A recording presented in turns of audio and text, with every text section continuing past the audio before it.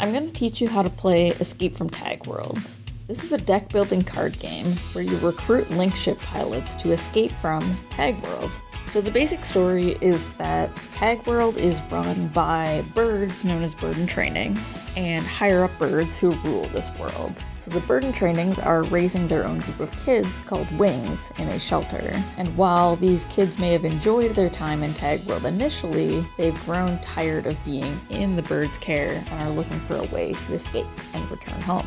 A boy named Kippo and his friend Kolo infiltrate the group and spread stories of sneaking out and using a link ship to drive them home. It takes 3 Linkship Pilots to pilot it. You must gain enough credibility points to sway the Linkship Pilots to join you.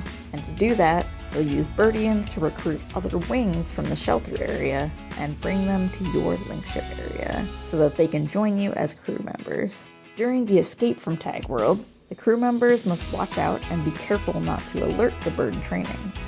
Once they're alerted 3 times, the birds will find them and take them back to the shelter. So it's up to you to recruit the best crew who will help you escape from Tag World on a link ship. So to win this game, you must recruit 3 Linkship Pilots and deploy all 3 of them to your Linkship area. The first player to do this wins. You can also play in solo mode, which will have a different set of rules. Alright, so it's time to set up the game. At the start of the game, each player chooses from one of the 4 starting decks: Arctic, Pheno, Dosa, or Zoldith. You'll check the cost in the top left corner to find the starting deck cards. The letter and color are associated with each of the higher up birds for the deck. So for this example, Pheno. So it's an orange P. Alright, so once you've gotten your starting deck, each player is going to take 1 rule card that you can reference throughout the game. 1 group card, 1 dry erase marker, 2 alert tokens, 1 scoreboard, 1 point token, and 2 of these Linkship pieces. So you'll fill out the group card with the numbers of the starting cards that are in your deck. You can refer to page 5 in the rulebook for those exact numbers, but the only one that differs is either the Hagiku, Rush, Mystica, or Crazy.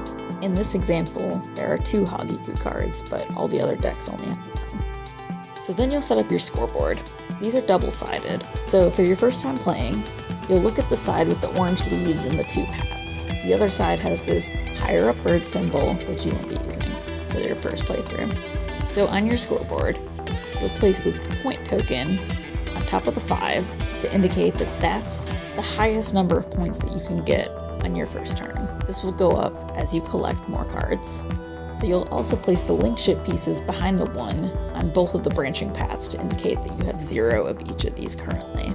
You'll use this to score your points in Birdians for each round. So now you'll split up the rest of the decks, starting with the Linkship Pilot deck. Remove Kippo and Kolo for your first playthrough. These are only used in the Ultimate Bird mode, which is later. And then you'll locate the cards with a 20 or 30 cost and shuffle those. You'll place one of the cards face up, and then you shuffle all of the Linkship Pilots back into the Linkship Pilot deck.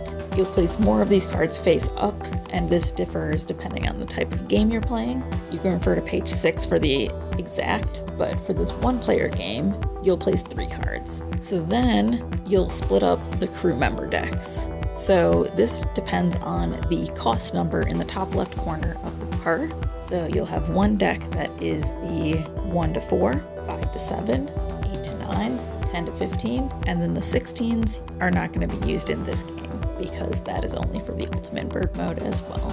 So then once you've split up all these decks, you'll start with the deck that is the 1 to 4 cost. And so you'll shuffle this up and you'll place 6 cards face up in the center shelter area, which is the area here that you'll be picking cards from. So then you start the drafting phase, or the picking time. So each player draws a card until all players have 2 additional cards added to their deck from this 1 to 4 deck. So once everyone has 2 cards, you will discard all of the cards from the shelter area to the bird jail discard pile, which are basically the ones that are out of the game. And then you'll shuffle all of the individual decks, but you'll keep them separate. So then the game begins. So this is the basic loop of what you'll be doing. At the start of each turn, you'll ensure the correct cost cards are in the deck and placed in the shelter area. That'll be indicated on your turn order card. To set up each turn, you'll shuffle the crew number deck, adding more decks if it's applicable. For this first turn, it's not. And then you'll set new cards face up in the center shelter area if it applies. Now you will start the deployment phase. So you'll shuffle your own crew member deck. Then you'll play the top card face up in your Linkship area. Once you've played it, you will first look at the rewards on the right side. So you'll see what you're doing on the scoreboard. So in this example, the reward is 2 points. So then you will move the Linkship piece 2 spaces forward onto the 2 at this point. Then you'll look at the ability and do those actions. For this example, the ability does not apply because there are no other Biggert City cards. So from there, you will have the choice after you've played a card at every moment if you would like to stop your turn and continue on. So the reason you would do this is if you have 3 alert cards, your turn ends immediately and you receive no extra cards for that turn. So you'll want to strategically stop before you reach 3. Because there are no alerts, this player will continue forward. So this next card is one of the alert cards. So you will take an alert token and add it to this card to indicate that you have 1 alert right now. And then you will complete the action, which in this case is immediately drawing 1 extra card. So draw another card. This card has 1 Birdian as its reward, so move the Linkship Pilot 1 forward. This ability for this card specifically mentions that you can add 3 Birdians if you have 3 or fewer cards in your Linkship area, which at this time the player would. But because they only have 1 Birdian, they do not have enough to recruit anyone from the center shelter area. So they wouldn't actually want to use that ability because the cheapest one is 5. So drawing another card, this card here will add 2 Birdians, so now at 3 on the board. And then the ability is to discard one of the Bird and Training cards, so Pidge Beetle is discarded here. And so that also removes the alert that was in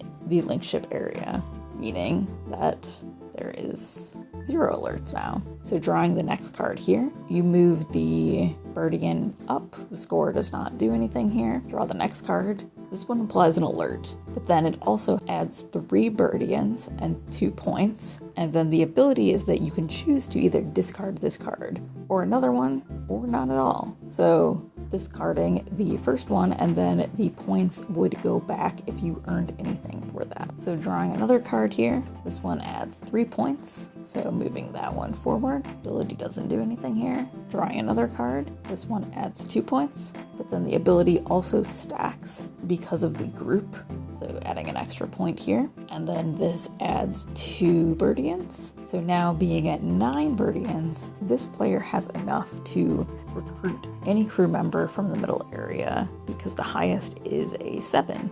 So looking at the Linkship Pilots, they're going to want to choose a group for someone that they may want to recruit later on. So for example, because they may want to recruit Scott, he requires 2 Crazy and 1 Black Fortress, none of which are in this starting deck. So they would choose to recruit one of the Crazy group members, Topaz, to work towards that.